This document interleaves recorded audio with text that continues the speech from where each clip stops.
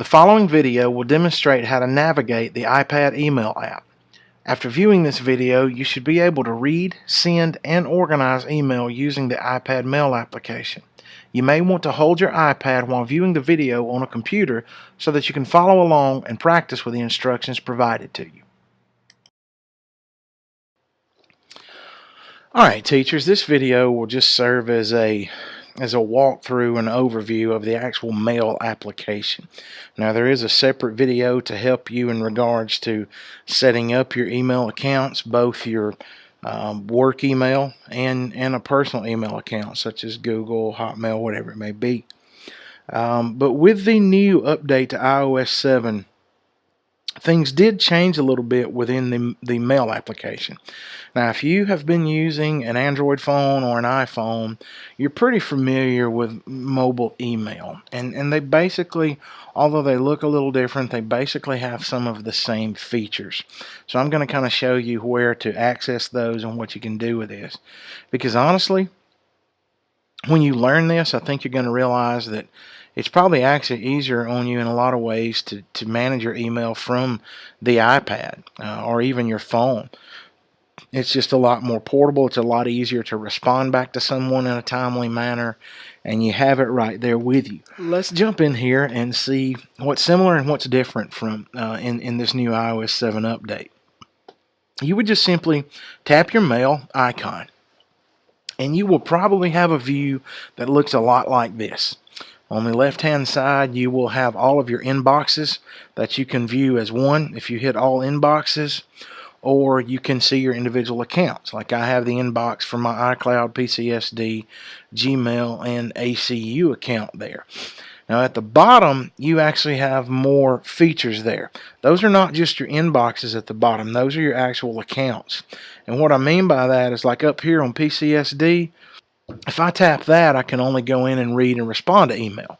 But if I tap PCSD at the bottom, then I have my sent folder, my junk folder, my trash folder, and all of the folders that I've created.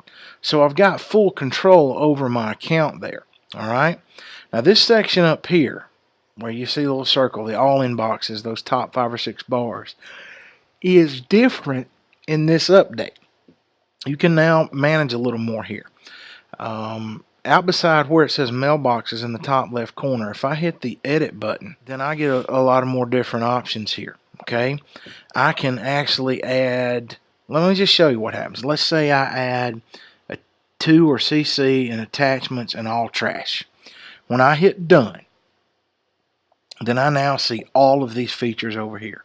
So I can hit to, and I can go and see my emails that I've responded to. If I hit attachments, I now get a list of all emails with attachments. So if I wanted to keep those emails together that might have important documents or something, I could add that there. So you can kind of put all that you want there. I do find, especially if you're new to using email on the iPad, the less cluttered and crowded, the better. So I'm going to go back in and take those out. Okay. And then just hit done, and I'm back to my default layout there. But let's just an overview. This is not going to be that hard to figure out, but if you're new to this, it could seem a little strange. Look in the right corner up top, and you see 5 icons. There's a flag, there's a folder, a trash can, an arrow, and a little pencil and pad. Okay. Now here's the deal about flagged email. You have to, if you're going to flag emails, and flag is just simply a term, it's just an indicator where if you hit flag, it's going to flag an email so that there is an icon beside it, and you'll know it's unread, you'll know it's a certain color. And maybe you want to flag an important email. Maybe you want to flag an email that you need to read when you get home later that night so you can respond to a parent accurately. So I hit the flag, but nothing's doing except it's showing me this orange dot over to the right. However, if I go back to edit and hit flagged, see there, edit and flagged, and then hit done, I now have a flagged email inbox over here. And when I go to that, I see this message flagged. So you may want to take advantage of the flag feature. There are some days where some of us get between 20 and 40 or more emails. So the flag feature can come in handy If you know you've got an important conference the next morning or an important parent meeting that afternoon, you may want to flag it so that every time you go back over and look at your email, that orange dot is looking at you. All right?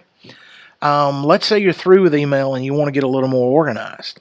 If you hit the second icon on the top right, the folder, then you can then drag the current message into any folder you would like. Okay, like these are the lunch menus for the month, and I like lunch, so I'm not going to discard those because I also have a child in school and I kind of want to know what's going on there.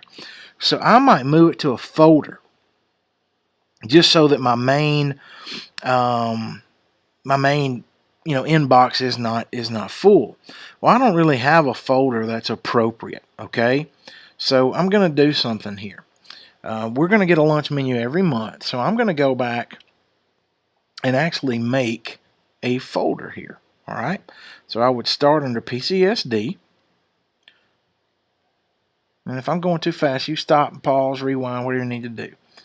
And you see how this is related together. I've got a message that I want to move out of my main inbox into a specific folder, but that specific folder is not there yet.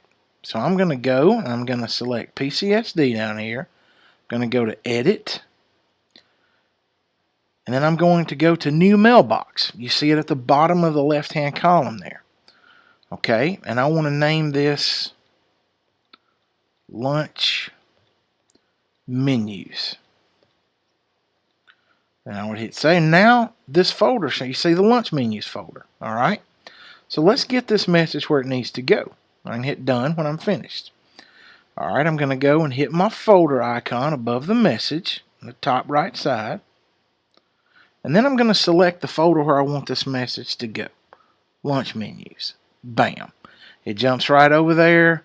It's now no longer taking up my inbox and any unnecessary space there. So you just saw how to move a message into a folder and even to create a new folder. Obviously, the trash can is going to do what you want it to do. It's going to delete. Okay, it serves as a delete. If I select that message and I'm done, I got all the info I need, I hit the trash can. However, be careful, it does not ask you a second time, are you sure? You hit that trash can, it's going to delete. And then the arrow pointing to the left will be a pretty good friend of yours, because that's where you can go to print, reply, or forward. Now, we'll get into more information later on if we're able to print wireless and those types of things. The reply and forward function, you're probably going to use quite often. So if you're in your message and let's say I'm going down here, there's one from Mr. Roy, okay, regarding EEF money. So I could just go and I hit my arrow and I now have options to reply, which would go just to Mr. Roy in this case, or I could go to reply all. Now I'd have to be careful because if you notice, Mr. Roy emailed the entire district pretty much. So if I accidentally hit reply all, I'm also going to email the entire district. Okay, so you want to be careful there, especially with the subject of your email. You know, when you hit the arrow, make sure you select reply or reply all. I can also forward the email to another recipient, or I can print. So that's what the arrow does. It's reply, forward, or print. Now, the little notepad is simply to start a brand new message. If I hit the notepad, I'm starting from scratch. And then I can go in. Here's a neat feature. Let's say I want to email my wife. I don't have to type out her full name. Once I start typing it, it's going to locate her message. In the same way with anyone working within the district. Let's say I want to email Melanie Henderson about a technology purchase. I start typing Melanie and it finds it and I just tap on her name. Okay, you do want to be careful in that from line. If you have multiple email accounts on here like I do, make sure it's sending it from the right message. Okay, I usually leave mine, from the right account.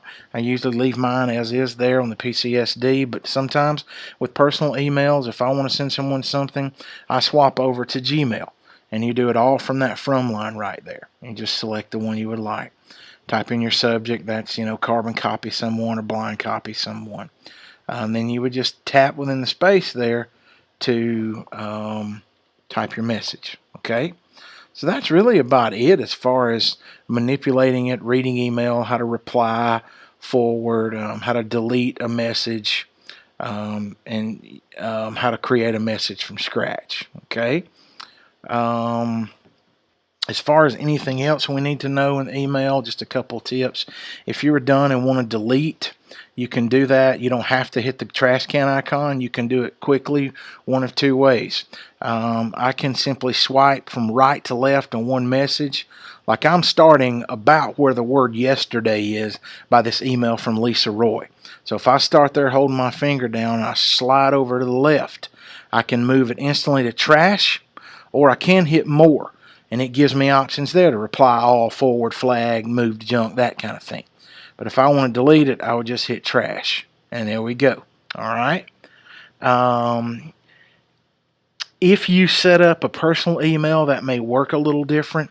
Like if I go to my Gmail account, for instance, when I slide right to left, I get archive. Google calls it archive. They don't truly delete a message, they archive it, and if you ever need it, you can go back into All Mail and search it.